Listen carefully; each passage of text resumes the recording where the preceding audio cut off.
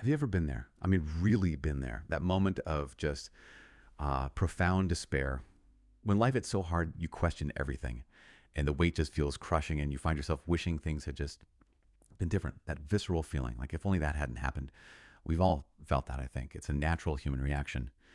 We're taking a deep dive into an ancient text that tackles this feeling head on. It's a really powerful, kind of unvarnished look at human suffering. We're looking at the book of Job, specifically chapter 3. And what's remarkable, really, is how this chapter preserves such intense, unfiltered anguish right there in a sacred text. No tidying up.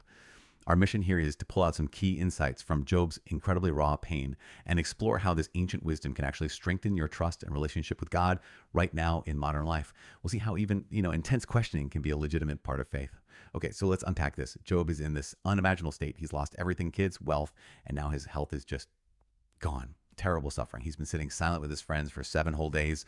Just Violence. And then he speaks. But it's not praise. It's not even really a plea. It's He's borrowed insinuating later shit. different. What exactly is he saying here? He's hit rock bottom. Yeah, it's genuinely striking how he breaks that silence. After 7 days, you might expect something else. But no. It's this agonizing, raw, poetic lament. He doesn't just express sadness. He explicitly curses the day he was born. He wishes darkness would just swallow it like it never existed. Calls for the night. He was conceived to be barren, joyless, blotted out. It's like wanting to reverse creation itself for himself. Wow, to undo his own beginning. Exactly. And then he shifts, doesn't he? He starts longing for death, but not just as an end. He paints this picture of the grave as a place of, absolute rest, a sanctuary. He imagines peace there. The wicked stop troubling. The weary finally rest. Prisoners are free. Servants are liberated. It's this vision of ultimate kind of universal relief, a return to quiet. Mm-hmm.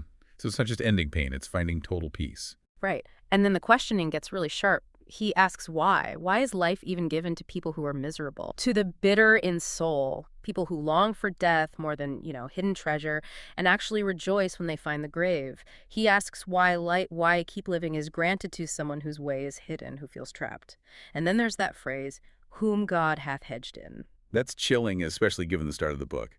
God had put a hedge around him, but for protection. Precisely. Now Job feels that hedge not as protection, but as a prison, cutting him off.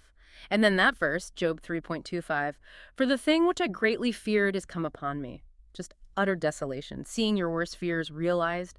But here's the critical point. Despite all this extreme despair, he doesn't curse God. Right, he curses his birth, his circumstances, but not God himself. Exactly. He questions everything around his existence and suffering, but he stops short of direct blasphemy. And that distinction, that's huge, especially in this kind of ancient text. It really is striking to find that level of raw, unedited despair just laid bare in Scripture. It's almost uncomfortable. What does that tell us? That this kind of anguish is preserved? Well, what's fascinating here is what it reveals about, let's say, ancient wisdom that's still so relevant. First, it shows us pretty unequivocally that lament is a legitimate part of faith. The Bible makes space for it. Honest, bitter, messy, human grief. It doesn't pretty it up. Think of the Psalms, right? It's not just allowed. It's modeled as a real way to engage with God when life falls apart. So it challenges that idea that faith means always being positive or strong. Absolutely. And second, it shows that despair doesn't equal disbelief. Job's pain leads to deep questioning, yes, but it's not rebellion. He's wrestling within his faith, not abandoning it. Suffering, feeling hopeless that doesn't automatically cancel out faith. Even deeply faithful people can hit these breaking points. Faith isn't a shield from pain. Maybe it's more like a framework for enduring it. Okay. And you mentioned the words themselves mattering. Yes, the words of sorrow matter. Job's poetic language gives shape to his inner pain. There's power in naming grief, voicing it, not suppressing it. It's almost therapeutic. Giving voice to despair is often the first step towards acknowledging it and maybe eventually moving through it. Okay, this is really helpful. So taking these ancient truths, lament is okay, despair isn't disbelief, words matter. How do we apply this today? Specifically, how does this strengthen our trust and relationship with God? Because let's be honest, often the pressure is to not show this kind of stuff. Right, and I think connecting it to the bigger picture, this is where it gets really powerful for deepening trust. First, it gives us radical permission to grieve honestly. Forget that pressure to stay positive. Job 3 basically shatters that idea. It's okay to say, I am not okay. And knowing God can handle your raw honesty, that builds real trust. It makes the relationship authentic based on truth, not pretense. So being real with God actually deepens the connection. Exactly.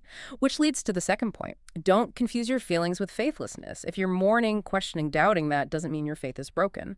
Not at all. God can handle your honesty, and maybe paradoxically, that honesty strengthens the relationship because it's real. You're allowing yourself to be fully seen, known, and still accepted. It takes the pressure off performing. That makes a lot of sense. It frees you up. And third, Job's words, his desire for death even, remind us that mental and emotional health are crucial. His lament is a cry from deep distress. Trusting God can, and often should, include seeking help. Therapy, counseling, these aren't signs of weak faith. They can be pathways God provides for healing. Trusting Him with your whole self, mind included. That's a really important connection. And what about supporting others? Ah, yes. Remember Job's friends. They sat in silence for 7 days. That's the initial model. It teaches us to listen without rushing to fix. We often jump in with verses or solutions, right? But sometimes presence, just listening without judgment, is what's needed. Understanding Job helps us trust God's model of compassion. Be present. Listen patiently. That reflects his character. Presence over platitudes. Exactly. And finally, Job 3 is a starting point, not the end of the story. It allows us to name the pain, but we don't have to stay there indefinitely. Healing often starts by articulating the darkness, bringing it into the light. Trusting God means acknowledging that pain, yes, but as a step towards his restoration, knowing he meets us in that valley and guides us through. Okay, so summing this up, the core insight feels huge, that expressing honest, deep lament isn't faithlessness. It's actually integral to a real, authentic relationship with God. And knowing that, understanding that, can genuinely deepen your trust. It fosters transparency, takes off the pressure to perform. You can bring your whole self, the messy parts, the hurting parts, right into his presence, confident he meets you there. So the question for you listening right now is this. How will you apply this? How will Job's honest lament influence your own relationship with God? Or maybe how you support others when they're suffering? Really think about what that kind of authenticity, that raw honesty before God, could mean for building profound trust.